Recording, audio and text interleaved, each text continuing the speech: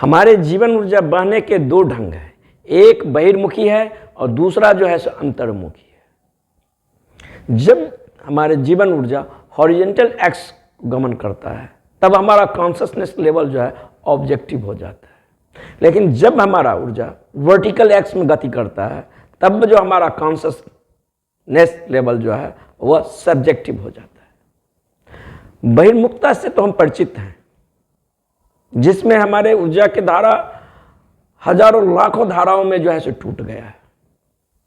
2 minute अगर हम बाएं चलते हैं तो 1 मिनट हम दाएं चलते हैं।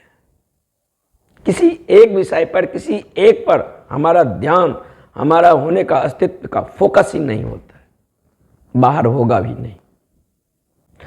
लेकिन जब हमारा ऊर्जा अंतर्मुखी होता है तो हिंदुओं ने अपने भीतर 7 केंद्रों की गिनती किया है और बौद्धों ने 9 को गिनती किया है और तिब्बती 13 केंद्रों में बांट रहा है।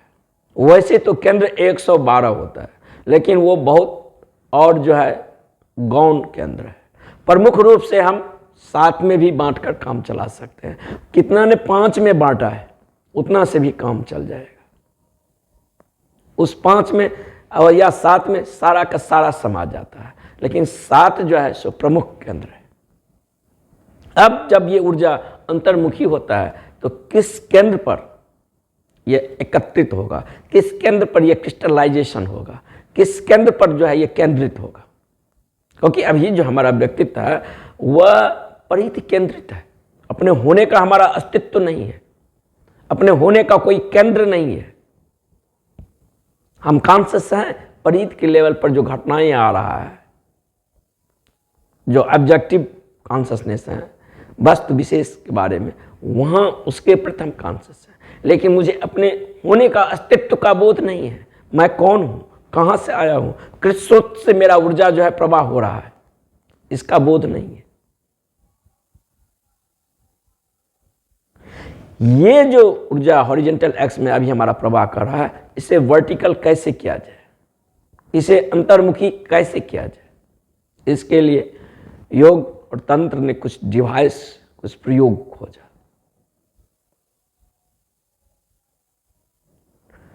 क्योंकि अभी जो हम फिजिकल बॉडी को अनुसरण कर रहे हैं और अन्य जो हमारे भीतर 6 शरीर है वो गौण है, जिसका मुझे होने का पता नहीं है।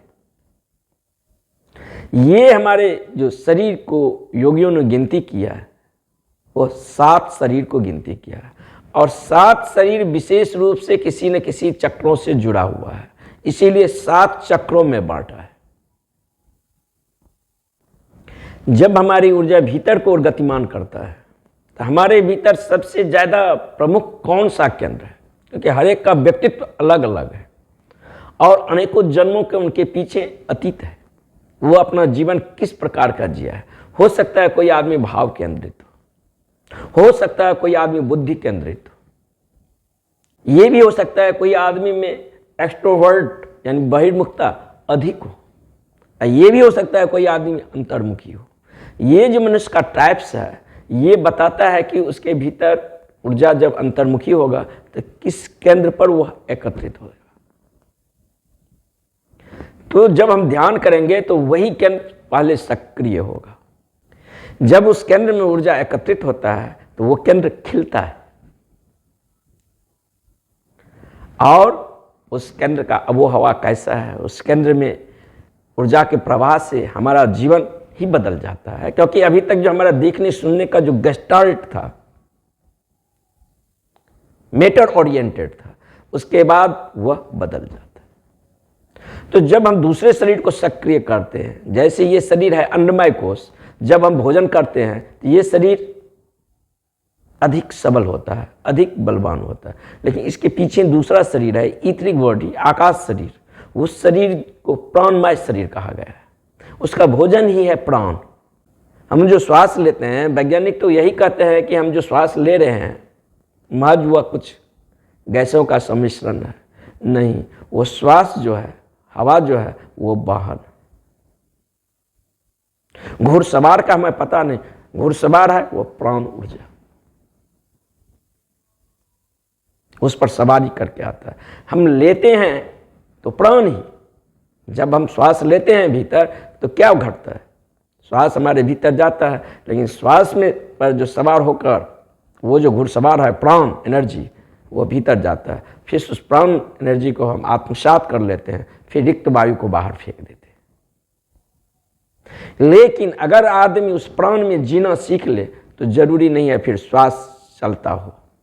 इसी ट्रिक को जानकर योगियों ने जल समाधि लिया, भूमि समाधि लिया, क्योंकि वो प्राण सर्वस्व मौजूद है।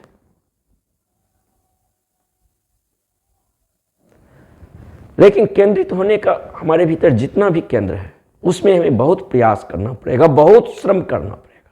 लेकिन एक केंद्र हमारे भीतर है, दोनों भावों के मध्य, वो तीसरा नेत्र। अगर वहां हम श्रम करते हैं तो थोड़ा ही हमें श्रम करने लगेगा, क्योंकि बाद में वह ग्रंथि जो है, वह केंद्र भी है, वो भी ऊर्जा को आत्मसात करने लगता है। वो चुंबकीय है, मैग्नेटिक। तंत्र के किताबों में कहा गया है कि ये आंख जन्मों जन्मों से भूखी है और प्राण ही इसका भोजन। जब यह एक बार जागृत हो जाता है तब ध्यान, एकाग्रता, केंद्रित होना यह कठिन नहीं रह जाता है। तब प्रयास रहित प्रयास हो जाता है, क्योंकि ये केंद्र भी बलपूर्वक उस ऊर्जा को खींचता है। ये केंद्र हम सभी के भीतर है, लेकिन वो केंद्र हमें सभी के भीतर तो है, लेकिन जागृत नहीं है। इसी को हम शिव का शिव नेत्र कहते हैं। इसे जागृत करने के लिए हमें कुछ करना पड़ेगा, तभी यह जागृत हो सकता है। ये बंद नहीं है, निसर्गता तो ये बंद ही है, लेकिन अगर हम प्रयास करेंगे तो ये खुलेगा।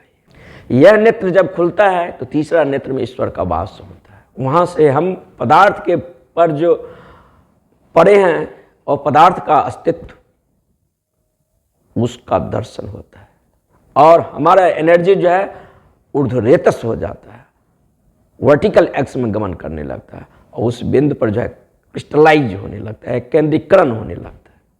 इसके लिए हमें श्रम करना पड़ेगा। पहले तो प्रयोग करना पड़ेगा। हमारे फिजिकल बॉडी में जो अशुद्धता है, जो ग्रंथियां हैं, जो कॉम्प्लेक्स है, उसे हटाना पड़ेगा।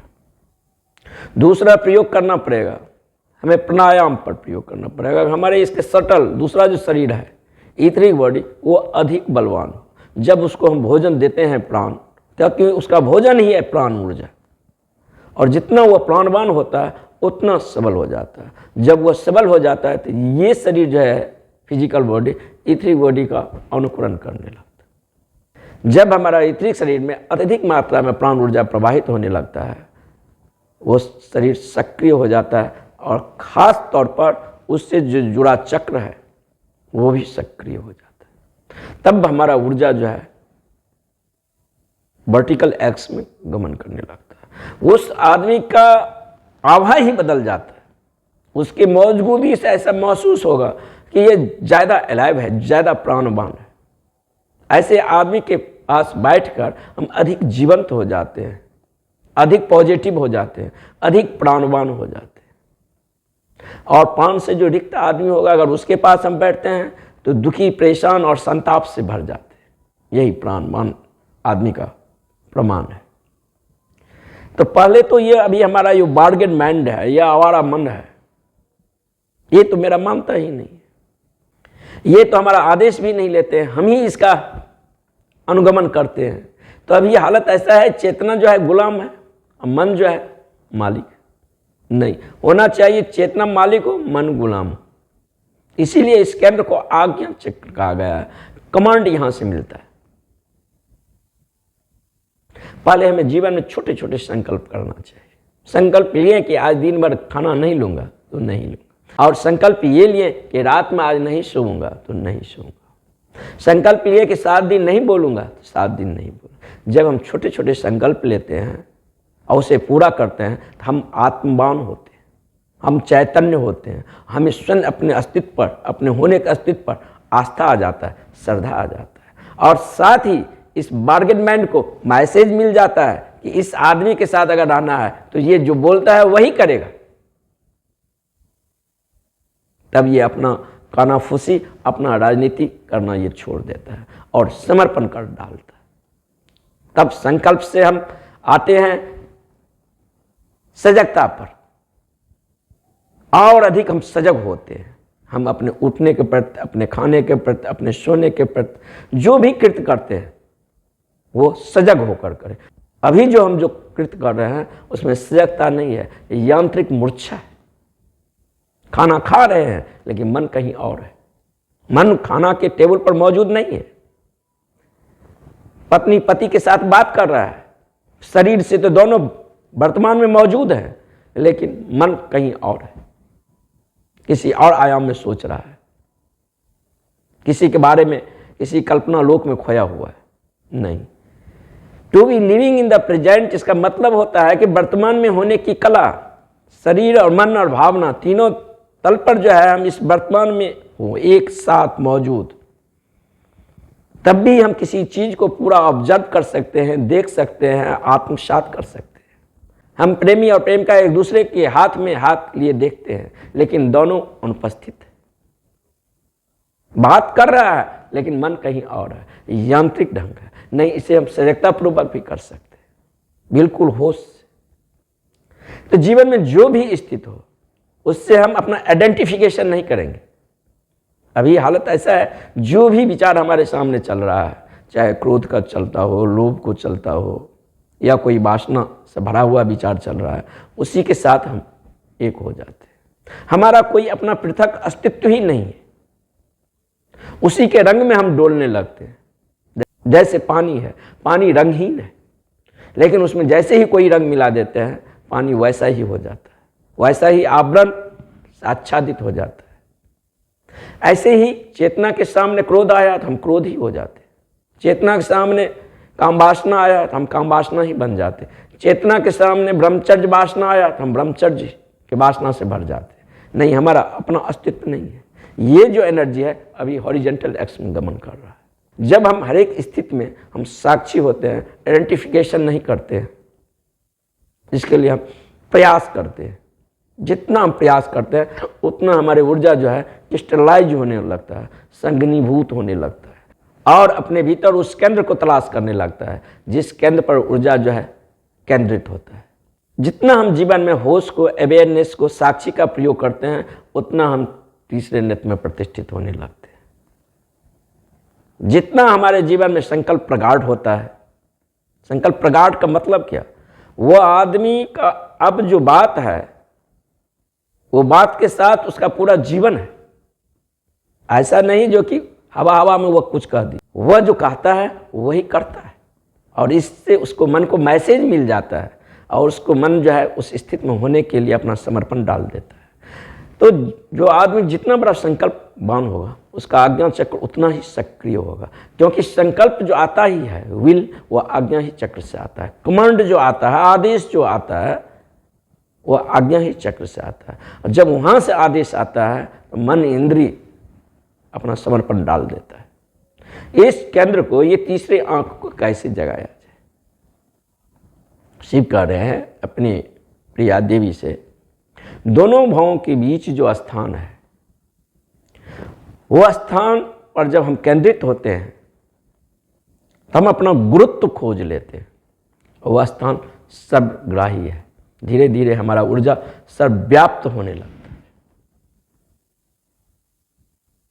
ये विधि महान गणितज्ञ पाइथागोरस को दिया गया था।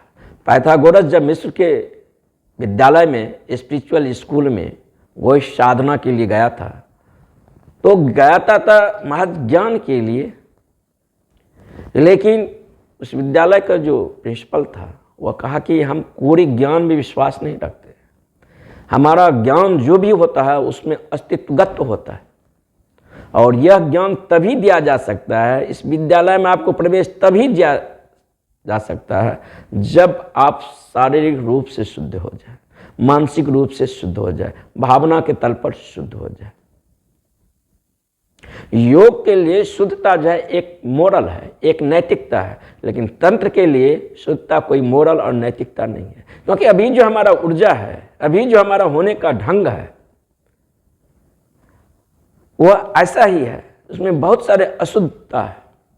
वो मेरे लिए भी खतरनाक होगा और दूसरे के लिए भी खतरनाक होगा। यह बात ऐसा हुआ कि किसी बच्चे को हाथ में चाकू पकड़ा दे, दूसरे के लिए भी खतरा है और स्वयं के लिए भी खतरा है, दोनों स्थिति में है। कोई भी शक्ति,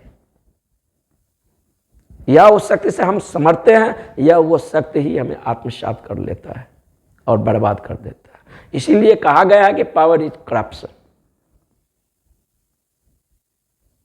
जब धन आता है तो ये भी एक प्रकार का पावर है, जब शक्ति आता है तो ये भी एक प्रकार का पावर है। और बाहरी जो भी पावर है, धन, शक्ति, ज्ञान, जब ये पावर अत्यधिक हो जाता है फिर वहां से ये पावर ही उसे करप्ट करने लगता है, जब तक इसको हम सदुपयोग नहीं करें। ऊर्जा तटस्थ है, कोई भी शक्ति तटस्थ है, हम उसको उपयोग कैसा करते हैं। हम उससे विध्वंस भी कर सकते हैं, हम उससे अपना सर्जन भी कर सकते हैं, यह हम पर निर्भर है। ऊर्जा तो तटस्थ। जब पाइथागोरस को उस विद्यालय में प्रवेश दिया गया तो 40 दिन के एक उपवास से और विशेष एक खास प्रकार के प्राणायाम को प्रयोग करने के बाद दिया गया। जब 3 महीना के बाद पाइथागोरस उस विद्यालय से निकला तो उसने कहा कि मैं वही आदमी नहीं हूं जो इसमें प्रवेश करने के पूर्व था, मुझ में आमूल रूपांतरण हो गया था। अभी तक जो हमारा ज्ञान था वो हॉरिजॉन्टल एक्स में ज्ञान था, परिध केंद्रित था, लेकिन अब हमारा ज्ञान अस्तित्वगत है। पहला मेरा जो ज्ञान था वह जानकारी थी, एकत्रित करना था, इसके सिवा उसमें और कोई फलसफा नहीं था। लेकिन अब जो ये ज्ञान है उसमें हमारा चेतना गवाही देता है। वो ज्ञान ही नहीं है, उसको मैं अनुभव भी कर रहा हूं। इसीलिए बाहरी जो ज्ञान है वैज्ञानिक अर्थों में, उस ज्ञान को हस्तांतरण किया जा सकता है, लेकिन स्पिरिचुअल ज्ञान को हस्तांतरण नहीं किया जा सकता। इस पर सभी को चलना ही पड़ेगा, चाहे मार्ग कितना ही कठिन हो, सभी को स्वयं ही प्रयोग करना पड़ेगा। और जब यह ज्ञान होता है तो अस्तित्वगत होता है, यह जानकारी का हिस्सा नहीं होता। और इस विधि को लेकर पाइथागोरस यूरोप गए और वास्तव में संपूर्ण पश्चिम के रहस्यवाद का जनक हो गया। ये भगवान शिव के द्वारा जो दिया गया एक शिव नेत्र ध्यान है, यह वही विधि है। ये करता कैसे है, इसमें क्या किया जाए? बहुत सारा प्रयोग किया जाए। पहले तो हम तीनों तल पर शुद्ध हो, उसके लिए सक्रिय ध्यान बहुत जरूरी है, नाद ब्रह्म ध्यान बहुत जरूरी है। विपश्यना को अधिक से अधिक प्रयोग करें। जितना हम विपश्यना पर काम करते हैं उतना हमारा अवधान जो है वो तृतीय नेत्र के रेखा में, अगर उसके रेखा में अवधान आ जाए तो वो केंद्र आत्मसात कर लेता है और वो केंद्र मैग्नेटाइज होने लगता है। एक बार उस केंद्र का चुंबकत्व अगर जग गया तो वहां पर ऊर्जा एकत्रित होने लगता है। इस तृतीय नेत्र को बाहर से भी खोला जा सकता है और तिब्बतन को ये विधि पता है इसको बाहर से ऑपरेशन करके कैसे जगाया जा सकता है। उसका ऑपरेशन क्या था कि तृतीय नेत्र को कैसे बाहर से खोला जाए। यह सूत्र भारत को भी पता था, लेकिन भारत बाहर से ऑपरेशन करने के पक्ष में नहीं था, क्योंकि बाहर से खोल दिया जाए लेकिन आदमी तो वही होता है, आदमी का मूल्य और वैल्यू तो बदला नहीं। अब उसके पास शक्ति आ गया, वो क्या करेगा नहीं करेगा, यह शक्ति का भूमि है। इसीलिए इसको बाहर से खोलने का सारा प्रयास बंद कर दिया गया। शिव कहते हैं कि अपने दोनों भवों के मध्य अपना ध्यान को टिकाओ। जब दोनों भवों के मध्य हम अपना ध्यान टिकाते हैं तो ये दोनों आंख तृतीय नेत्र से सम्मोहित हो जाता है, और वह आंख जो है तृतीय नेत्र, उसे हम वर्टिकल एक्स में दर्शाए हैं, हॉरिजॉन्टल एक्स में नहीं दर्शाए हैं। ये दोनों आंख हॉरिजॉन्टल एक्स में है, लेकिन वो वर्टिकल एक्स में, यानी वहाँ कोई आंख नहीं है जैसा ये आंख है। वो सुने मन का देखना हुआ, शुद्ध साक्षी स्वरूप में हम प्रतिष्ठित हो जाते हैं। जब तीसरे नेत्र पर ऊर्जा केंद्रित होने लगता है तब हम साक्षी हो जाते हैं। तब वहाँ से हम तटस्थ होकर खड़े होकर विचारों को, प्रवाह को देखते हैं। और विचारों के साथ जो आइडेंटिफिकेशन चल रहा था वह हमें अपने स्वरूप को विसर्जन के कारण चल रहा था। जब पहले बार उस स्वरूप से हम जुड़ जाते हैं, वहाँ हम केंद्रित हो जाते हैं, तो हम विचारों को ऐसे देखते हैं जैसे राह चलते किसी राही को, और विचारों को प्राण मिलना बंद हो जाता है। विचारों का अपना कोई जड़ नहीं है, अपना कोई रूट नहीं है रहा। वह मुझसे ही प्राण ले रहा है, मुझ पर ही शासन कर रहा है, मुझे ही खा रहा है, मुझे ही सर्वनाश कर रहा है, अंधा बना दिया है। हमारे वेद के लत्ती देखे हैं, उसका अपना कोई जड़ नहीं होता। जिस पेड़ पर होता है उसी पेड़ का रस को वह चूसता है, उसी से वह पोषण लेता है, उस पेड़ को सर्वनाश कर देता है। इन विचारों के कारण अभी हम अंधे बने हुए, ठीक से हम न देख सकते हैं, न समझ सकते हैं, न जान सकते। प्रतिभा तो है, हम अपने भीतर जितने प्रतिभा को तलाश करेंगे, जितने अपने आप को पुरस्कृत करेंगे, जितने अपने आप को परिमार्जित करेंगे, हमारा विस्तार उतना होता चला जाएगा। जब ऊर्जा इस बिंदु पर केंद्रित होने लगता है, ये क्या मैग्नेटाइज होने लगता है, चुंबकीय होने लगता है।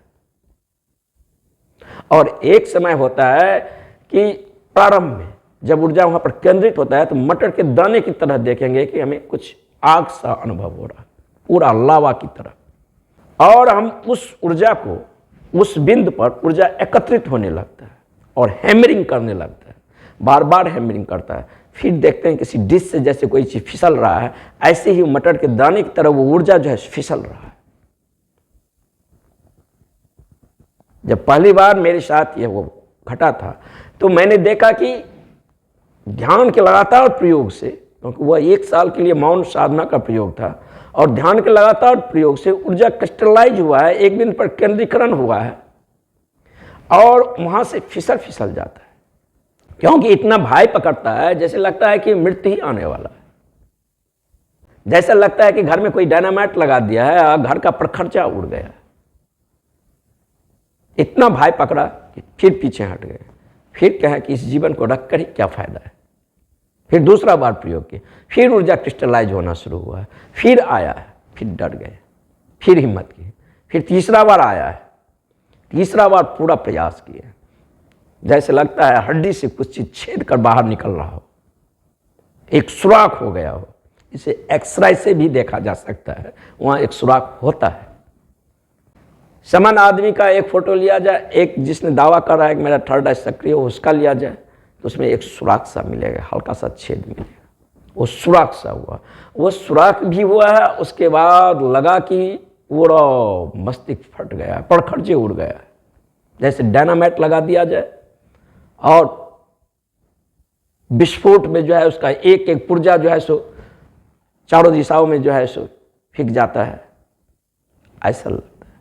फिर दोबारा हुआ, फिर तिबारा हुआ, लेकिन 3 बार होकर वो फिर बंद हो जाता है। तब वह ऊर्जा ज्योति की समान महसूस होता है और पार्थिव ज्योति नहीं है। क्योंकि एक तो ये बात समझ ले, जिस ज्योति को आप देख रहे हैं आप ज्योति को देख नहीं सकते,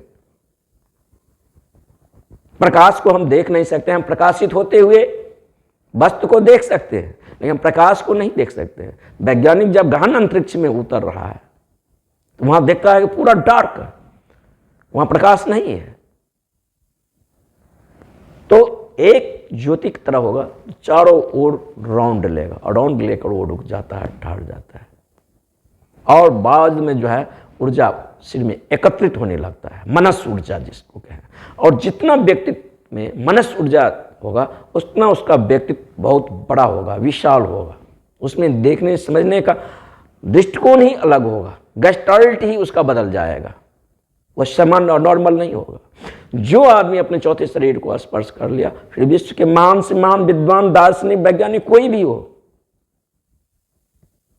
वह उससे बात नहीं कर सकता। इट इज इम्पॉसिबल, क्योंकि वो 4 डायमेंशन में यात्रा कर रहा है, तुम 3 डायमेंशन में यात्रा कर रहे हो। वह वहां से कुछ और चीज देख रहा है।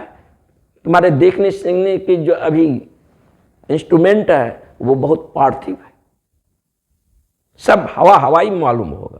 तो उसकी प्रतिभा का तो बात ही क्या कहें, उसका IQ लेवल की तो बात ही क्या करें। लेकिन जब वो केंद्र सक्रिय हो जाता है तो मैग्नेटाइज होने लगता है, और जितना वो मैग्नेटाइज होने लगता है उतना जो है एफर्टलेस एफर्ट, प्रयास रहित प्रयास, साधना उतरता जाता है। धीरे धीरे धीरे धीरे वह केंद्र जितना सक्रिय होता है उतना हम विचार शून्य होते चले जाते हैं। विचार शून्य का मतलब वो अपने मन का मालिक होता है, मास्टर ऑफ माइंड। वो मन का पार्ट चला गया है। जिस स्रोत से चेतना प्रवाह हो रहा है उस स्रोत में प्रतिष्ठित हो गया, या वो कहें कि एक अर्थ में ईश्वरीय हो गया। लेकिन ये शक्ति का भी भूम है। अब शिव कह रहे हैं कि यहां पर जब पहली बार ऊर्जा केंद्रित होगा, तुम्हें अपने गुरुत्व का केंद्र मिलेगा, तब पहली बार वहां पर यह घटना घटता है कि श्वास का एक सूक्ष्म कोमल स्पंदन महसूस होता है। इतना मधुर है, इतना आनंद है, उसका हम बात ही कैसे कर सकते हैं। वह सुख नहीं है, क्योंकि सुख भी एक उत्तेजना है और दुख भी एक उत्तेजना है। हम अभी तक जो भी सुख को बाहर से जाने हैं वह उत्तेजना ही है, लेकिन वह उत्तेजना रहित है और वह स्वयं के स्रोत से बह रहा है। अपने होने में आनंद है। न कोई कंपनी की है कोई जरूरी है, न कोई प्रेमिका की जरूरी है, न किसी मित्र का संग साथ है। इतना असीम आनंद है, वो आनंद से हम पूरा मधुमस्त हो जाते हैं। ये गवाह है, उसका व्यक्तित्व होने का गवाह दे रहा है। और कहते हैं कि पहली बार तुम अपने निर्विचार अस्तित्व को अनुभव करोगे। जब हम अपने निर्विचार अस्तित्व में प्रतिष्ठित हो जाते हैं, अपनी चेतना में हम केंद्रित हो जाते हैं, तब पहले बार ऐसा महसूस होता है कि मेरे पास सिर नहीं है, बिना सिर का। और पहले बार ऐसा महसूस होता है कि शरीर भी नहीं है। जब साधक गहन साधना में बैठ जाता है तब उसे अपने शरीर का होने का अस्तित्व का पता नहीं चलता। तभी विराट शून्यता उसके आसपास घेरा हुआ है, उसका बोध होता है। कहते हैं कि जब ऐसा समय आ जाए तब कल्पना करो, नख से सिख तक, विशेषकर सहस्त्रार तक पूरा प्राण से भर रहा है। एक बार कल्पना करो, और वह प्राण नख से सिख तक यानी सहस्त्रार तक भर जाता है। जब वह भर जाता है तो कल्पना करो कि वहां से प्रकाश के वर्षा हो रहा है। फिर प्रकाश का मतलब प्रकाशित होते हुए वस्तु नहीं, क्योंकि हम प्रकाशित होते हुए वस्तु को ही प्रकाश समझ रहे हैं। प्रकाश को हम देख समझ नहीं जा सकते, लेकिन फिर भी उसके होने का अस्तित्व को हम जान सकते हैं। वो स्वयं के ही द्वारा स्वयं जाना जा सकता है। वहाँ कोई जानने वाला नहीं है। चेतना के मतलब द कैपेसिटी ऑफ नोइंग, वह अल्टीमेट है, वह स्वयंभू है और स्वयं के ही द्वारा स्वयं को जानता है। यानी एक दर्पण, दर्पण से जब गुजरेगा कोई प्रतिबिंब बनाएगा, जब भी वह चला गया दर्पण प्रतिबिंब छोड़ता है, पकड़ता नहीं है। चेतना में प्रतिष्ठित होने के मतलब कि हम दर्पण की तरह हो गए हैं। न हम अतीत में जीते हैं, न हमारा लाइफ पास्ट ओरिएंटेड होता है, न हमारा लाइफ फ्यूचर ओरिएंटेड होता है। हम वर्तमान में होते हैं, to be living in the present. और चेतना स्वयं ही वर्तमान में होने का प्रत्युत्तर देता है। इसीलिए तंत्र ने आदमी को तीसरे नेत्र में प्रतिष्ठित करने से पहले शुद्धता को शिक्षा देता है। तंत्र के लिए शुद्धता कोई मोरल घटना नहीं है, नैतिक नहीं है। इसी कारण कि यह शक्ति का भूमि है। अगर हम यहाँ कल्पना करते हैं, मात्र कल्पना के सृजन से वहाँ वह घटना घटता है। इतने बार हम देखते हैं सामान्य जिंदगी में भी किसी को हम स्मरण कर रहे हैं, किसी के बारे में हम सोच रहे हैं और उस समय अचानक रूप से हमारा ध्यान जो है तीसरे नेत्र पर केंद्रित हो और देखते हैं कि द्वार जब हम खोलते हैं तो वो आदमी मौजूद है। तीसरे आंख पर अवधान को रखकर किसी भी घटना को मात्र सोचने मात्र से वो घटना घटित होता है। यहाँ तक नहीं, तीसरे नेत्र पर अगर हम पूरा फोकस डाल दें और किसी आदमी को वहाँ महज हत्या के विचार से हम भर जाए तो उस आदमी का हत्या हो सकता है।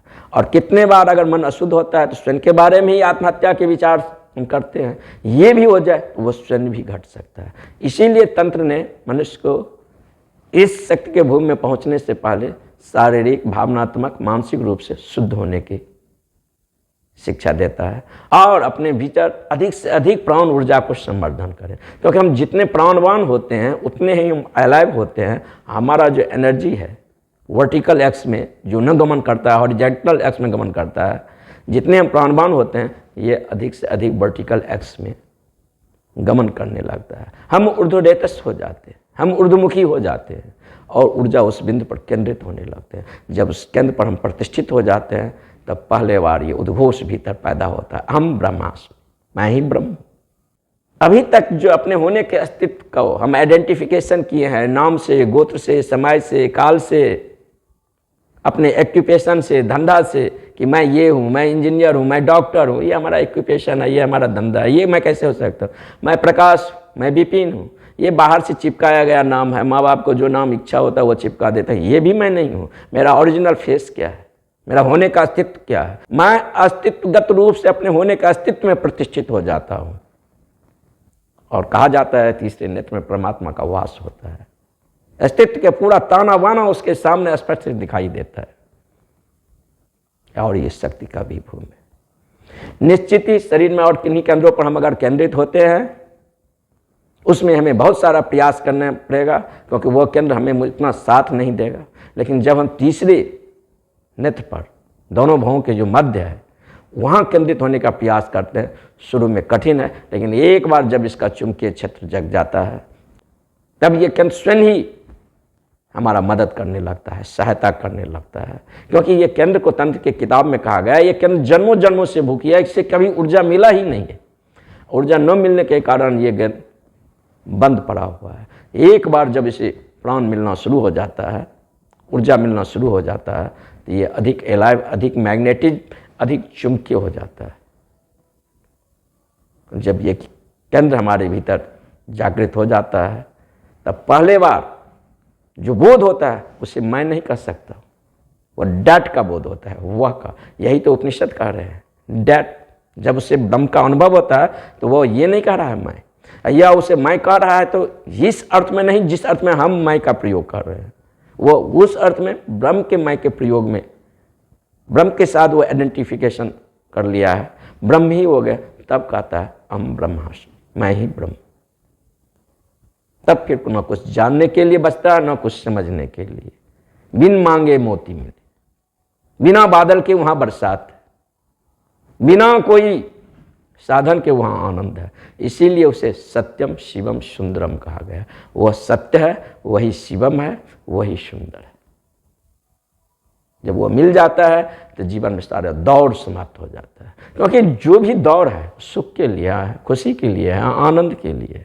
समझते हैं धन मिल जाएगा तो अधिक सुखी हो जाऊंगा, पद मिल जाएगा तो अधिक शक्ति हो जाएगा, अधिक सुखी हो जाऊंगा। लेकिन हर एक चीज़ मिलने के बाद दुख और प्रगाढ़ ही हो जाता है, क्योंकि बाहर जो भी मिलेगा उसके साथ दुख भी है। जितना बड़ा साम्राज्य होगा उतना ही बड़ा दुख होगा, उतनी ही बड़ी विपदा होगा, उतना ही बड़ा कष्ट होगा। लेकिन भीतर के जिस साम्राज्य में हम प्रतिष्ठित हो जाते हैं, भीतर के साम्राज्य को जिसने पा लिया उसे बाहर की तलाश, बाहर की दौड़ समाप्त हो गया। जिसे वह किसी बहाने खोजता था वह अपने ही भीतर वह पा लिया। और यहाँ से जब हम देखते हैं तो परिध से दिखाई देता है कि ये ए है, ये बी है, ये सी है। प्रत्येक आदमी, प्रत्येक जीव अलग अलग एंटिटीज है। लेकिन जब आदमी केंद्र पर खड़ा होता है वहां से अलग अलग नहीं दिखाई देता है, वहां से एक ही दिखाई देता है। परिध चाहे कितनी भी दूर हो, परिध से केंद्र के बीच से हम त्रिज्या खींचते हैं और त्रिज्या जो है से जितना परिध दूर जाता है उतना त्रिज्याओं के बीच दूरी बढ़ता चला जाता है।